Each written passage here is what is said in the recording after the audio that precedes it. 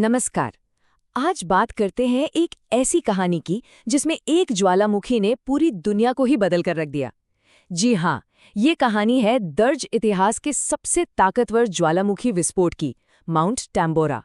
और इसके जो नतीजे हुए वो इतने चौंकाने वाले थे कि दुनिया भर में उथल-पुथल मच गई।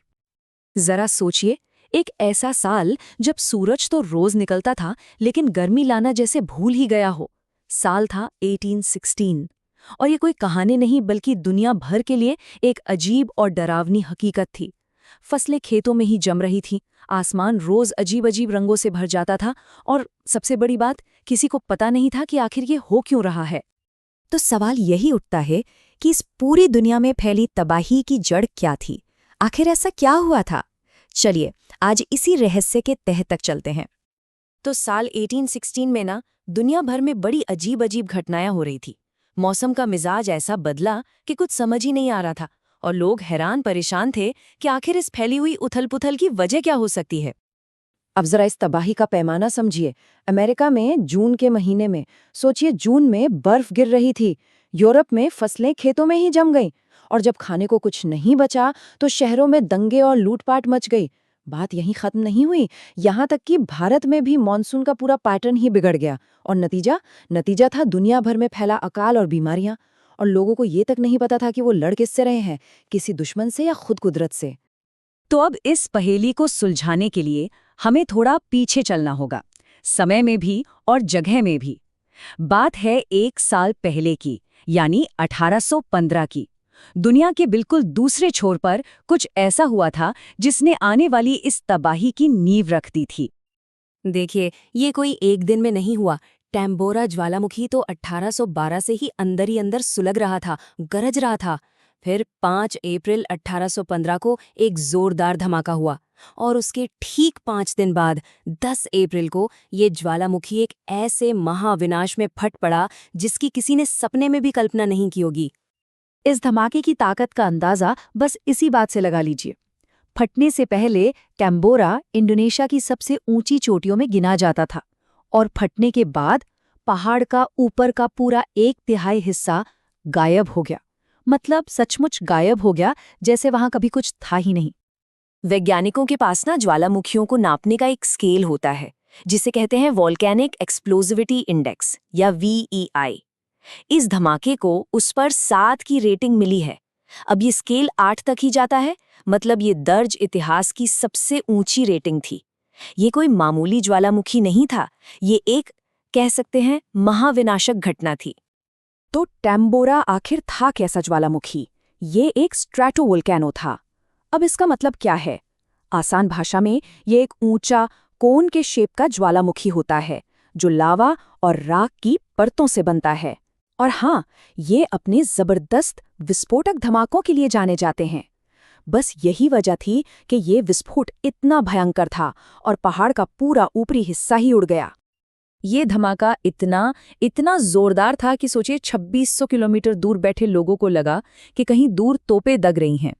उस वक्त जावा के गवर्नर थे सर स्टैमफोर्ड रैफल्स।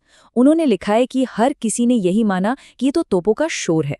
किसी को दूर दूर तक अंदाजा नहीं था कि ये आवाज असल में एक ज्वालामुखी के फटने की है। तो ये तो हुई दूर की बात। अब जरा सीधे उस जगह पर चलते हैं जहां ये कहर बरपा था, सुम्बावा द्वीप पर। इसका असर फौरन हुआ और पूरी तरह से विनाशकारी था।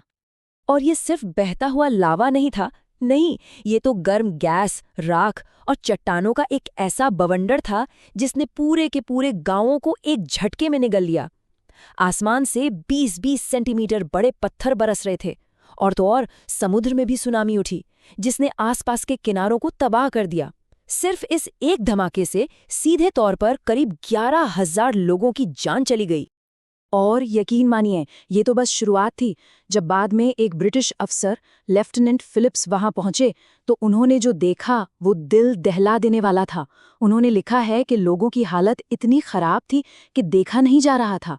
जो लोग उस धमाके से किसी तरह बच गए थे, अब वो भूख और बीमारियों से मर रहे थे। तो अब सवाल वापस वहीं आता है, एक द्वीप पर हुई घटना ने पूरी दुनिया पर असर कैसे डाल दिया? यहीं से असली विज्ञान की कहानी शुरू होती है। ये समझना जरूरी है कि कैसे एक अकेले ज्वालामुखी ने पूरी धरती को एक एक महीन से पर्दे के नीचे ढक दिया था। तो आखिर ये हुआ कैसे था? चलिए इसे स्टेप बाय स्टेप समझते हैं।